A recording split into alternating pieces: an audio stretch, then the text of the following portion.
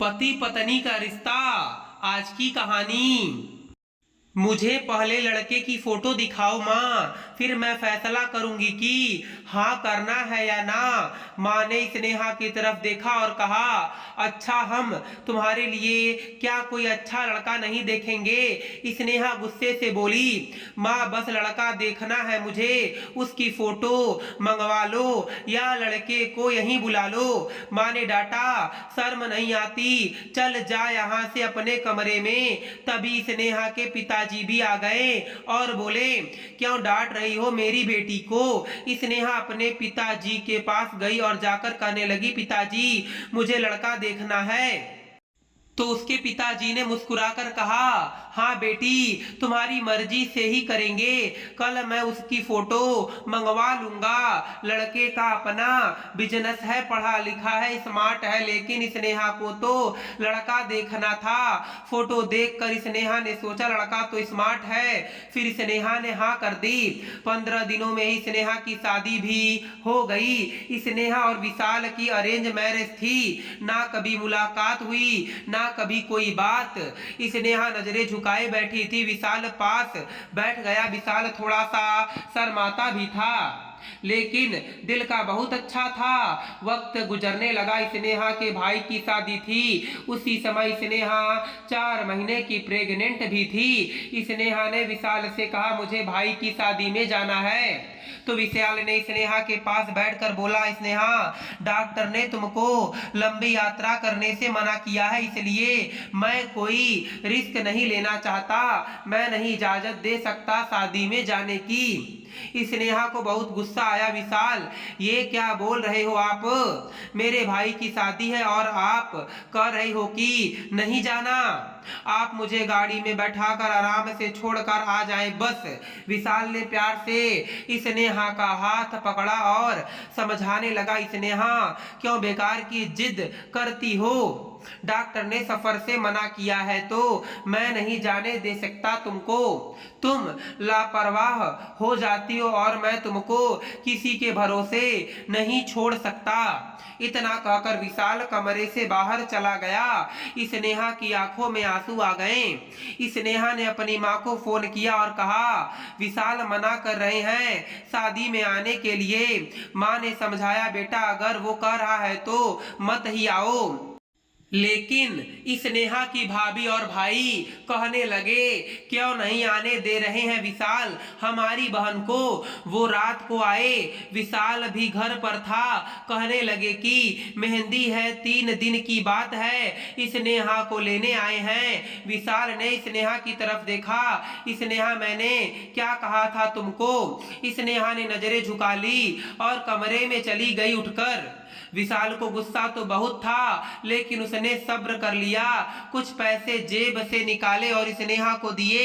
ये कुछ पैसे रख लो, बाकी और चाहिए तो ले लेना, मैं कल आऊंगा। स्नेहा बहुत खुश थी। विशाल ने स्नेहा को गले लगाकर बोला, अपना ध्यान रखना स्नेहा। फिर स्नेहा शादी में चली गई।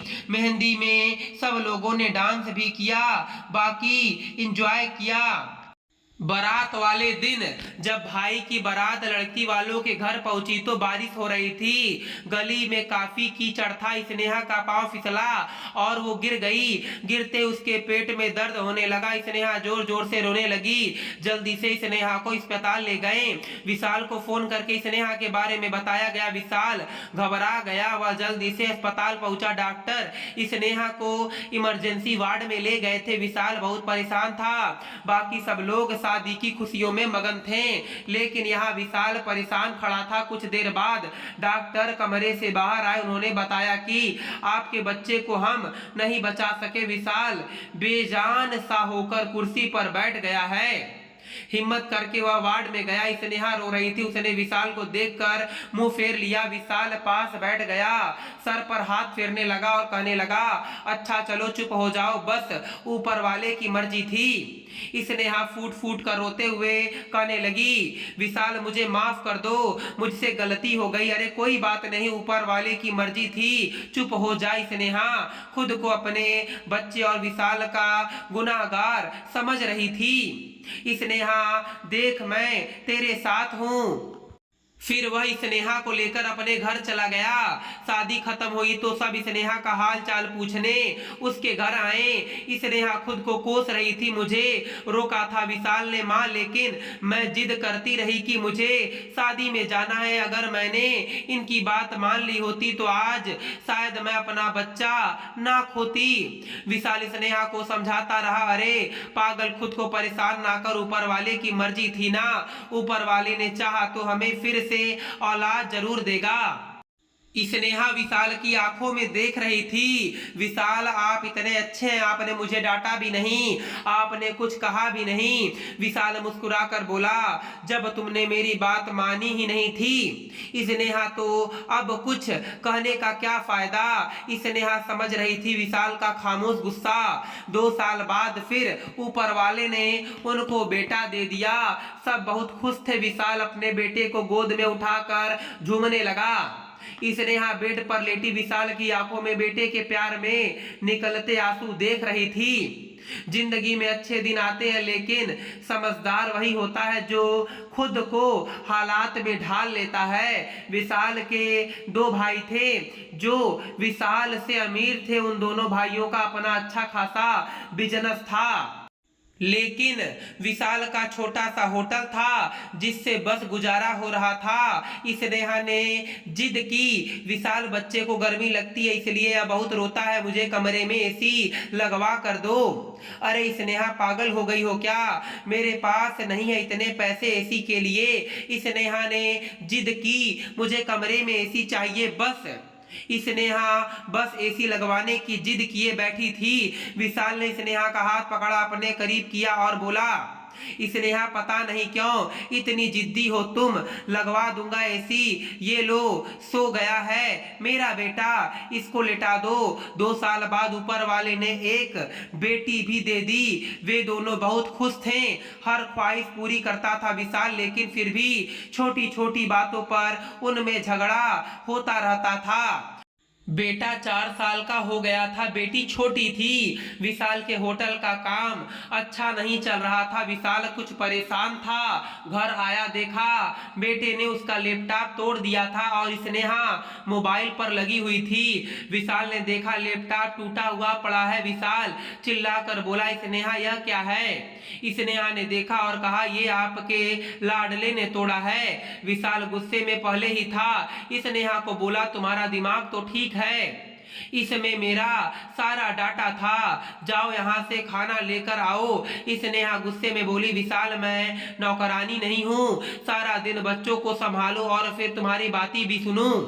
सारा दिन इतना काम करो और थोड़ी सी भी कदर नहीं। फिर स्नेहा खाना लेकर आई। टिंडे बने हुए थे। विशाल ने टिंडे देखे, चिल्लाकर बोला, तुम्हारा दिमाग खराब है, तुमको कितनी बार समझाया है मैं टिंडे नहीं खाता। विशाल ने खाना उठाकर फेंक दिया और उठकर बाहर चला गया। स्नेहा भी उठकर कमरे में चली गई और बड़बड़ाने लगी, बहुत तंग आ गई हूं मैं, तुम बाप बेटे से इतने साल हो गए, इस इंसान के साथ कोई कदर ही नहीं है। इतने में बेटी भूख से रोने लगी। बेटी को गोद में उठाकर बोली, इस इंसान की ऐसी हरकतें रही तो साथ रहना मुश्किल हो जाएगा। रात भर विशाल गायब रहा। न स्नेहा ने भी फोन करके पूछा। स्नेहा ने अपनी माँ को बताया, विशाल आजकल ना खर्चा दे रहा है ना अच्छे से बात कर रहा है। माँ ने कहा, अच्छा, हम करते हैं बात उससे। उधर विशाल को महसूस हुआ कि उसने अच्छा नहीं किया स्नेहा के साथ। आज घर जाकर स्नेहा को सॉरी कहूंगा। घर आया तो देखा घर में स्नेहा के माँ बाप चाचा सब आकर बैठे हुए थे। विशाल ने स्नेहा की तरफ देखा।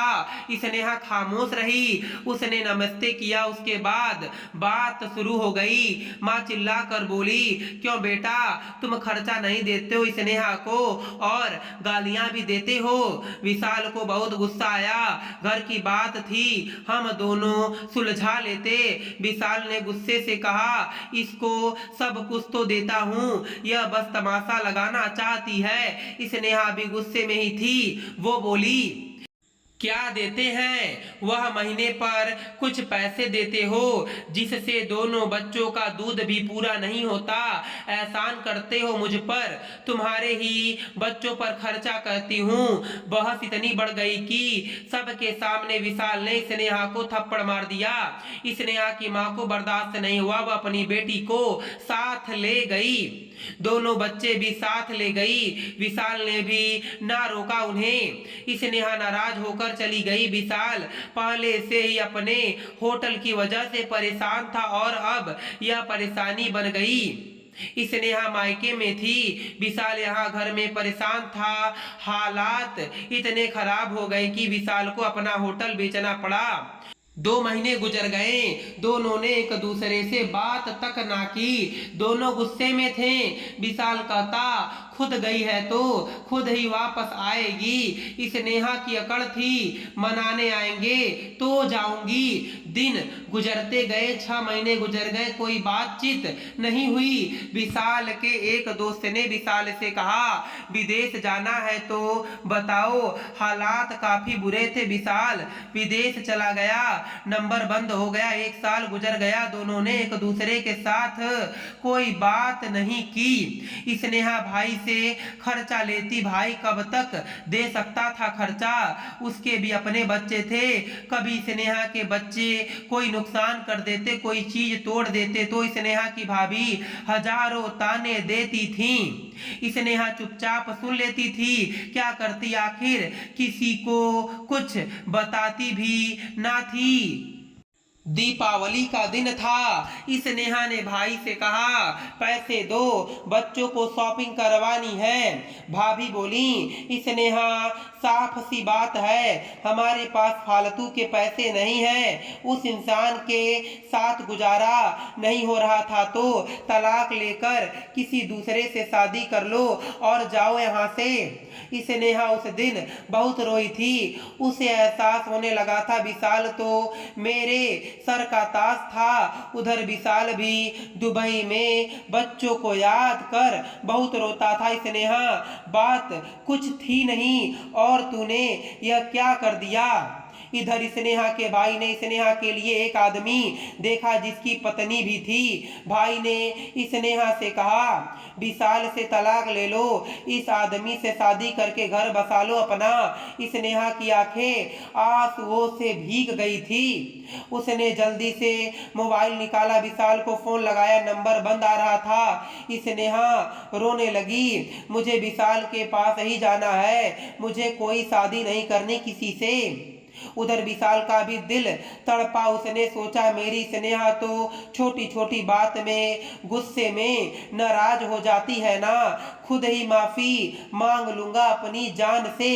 वो टिकट करवा कर वापस आ गया। स्नेहा भगवान से अपनी गलती की माफी मांग रही थी कि ऊपर वाले मुझे माफ कर दे, मुझे मेरा पति वापस कर दे। सुबह बेटे को नाश्ता करवा रही थी कि दरवाजे पर घंटी बजी। भाभी ने दरवाजा खोला, सामने देखा विशाल खड़ा था। स्नेहा की नजर पड़ी। स्नेहा दौड़ती हुई जाकर विशाल के सीने से जा लगी और रोने लगी। विशाल, मैं बहुत प्यार करती हूँ तुमसे। और विशाल के पांव पकड़कर माफी मांगी। विशाल ने स्नेहा का माथा चूमा, आंसू पोंछे और बोला तुम भी मुझे माफ कर दो, मैंने भी गुस्से में कुछ ज्यादा ही बोल दिया था। बच्चों को गले लगाकर विशाल उन्हें प्यार करने लगा। स्नेहा भाई और भाभी की आंखों में आंसू डालकर गर्व से बोली अब मेरा पति मेरे साथ है, आप लोगों का बहुत बहुत धन्यवाद। फिर वो विशाल के साथ घर वापस लौट गई। दोस्तों, मैं उम्मीद करता हूँ आपको यह कहानी पसंद आई होगी। फिर मिलेंगे आपसे अगली कहानी में। आप सभी का धन्यवाद।